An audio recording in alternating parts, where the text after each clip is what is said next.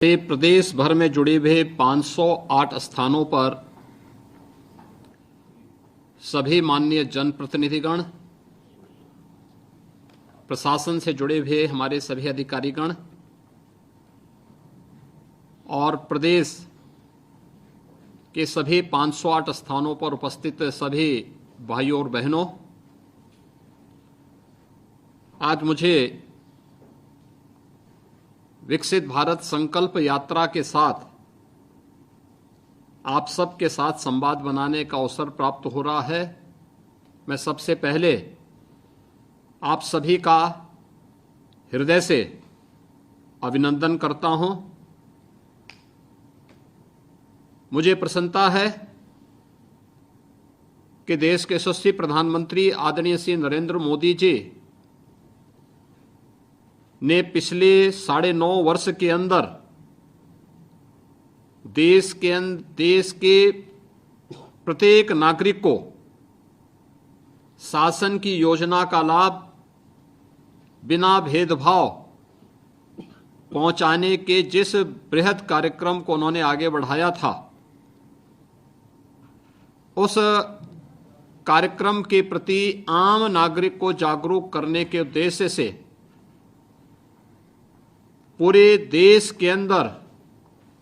जिस एक अभियान को आगे बढ़ाया गया है, जो अब तक का सबसे बड़ा जन जागरण का अभियान है, वह है विकसित भारत संकल्प यात्रा। विकसित भारत संकल्प यात्रा के बारे में कहने के पूर्व मैं कुछ बातों के बारे में आपका ध्यान जरूर आकर्षित करना चाहूंगा। हम सब जानते हैं 2014 के पहले योजनाओं का लाभ चेहरा देख करके दिया जाता था, लेकिन 2014 के बाद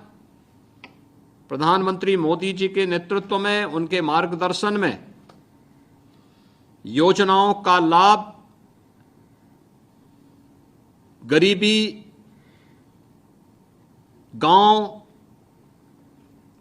दलित, वंचित, पिछड़ा या समाज के उन सभी लोगों को जो अब तक योजनाओं से वंचित थे, उन लोगों को उपलब्ध करवाना शुरू किया गया। और पहली बार यह देखने को मिला कि सबका साथ और सबका विकास ये केवल एक नारा नहीं बल्कि एक हकीकत भी है। योजनाओं का लाभ उस रूप में हर एक तबके को प्राप्त हुआ है। इन योजनाओं के बारे में पिछले 9.5 वर्ष के अंदर जिस तबके को इन योजनाओं का लाभ दिया गया, उन लोगों को योजनाओं का लाभ देने के साथ बहुत सारे लोग अभी भी ऐसे होंगे जो वास्तव में इन योजनाओं में किसी एक योजना से वंचित होंगे। उन योजनाओं को इसके साथ, उन लोगों को भी इन योजनाओं के साथ जोड़ा जा सके जो अनसैचुरेट हैं, असंतृप्त हैं, उनको संतृप्त किया जा सके। इसके लिए इस योजना का प्रचार प्रसार होना और इस योजना का लाभ उन लोगों तक पहुंचाने के एक बृहद अभियान का हिस्सा ही बनाना। यद्यपि पिछले 9.5 वर्ष के अंदर जो कार्यक्रम देश के अंदर चले हैं, उनमें प्रयास हुआ कि इसका व्यापक प्रचार प्रसार हो, जन जागरूकता का कार्यक्रम हो, योजना बनाने से लेकर के उसके सफलतापूर्वक क्रियान्वयन तक हर एक पक्ष को देखा जाए। लेकिन लाभार्थी परक बहुत सारी योजनाएं ऐसी थीं जिसमें चयन का आधार सेक्स सूची के अनुसार भी किया गया। सेक्स सूची तब बनी जब केंद्र और राज्य दोनों में भारतीय जनता पार्टी की सरकार नहीं थी, तो स्वाभाविक रूप से उस समय जिस प्रकार की सरकारें थी, जिस प्रकार की मानसिकताएं थी, उसको ध्यान में रख करके बहुत सारे लोग ये मानते होंगे कि हम लोग वंचित हैं। आने वाले समय में उन लोगों को भी इन योजनाओं का लाभ दिया जा सके, इसी के लिए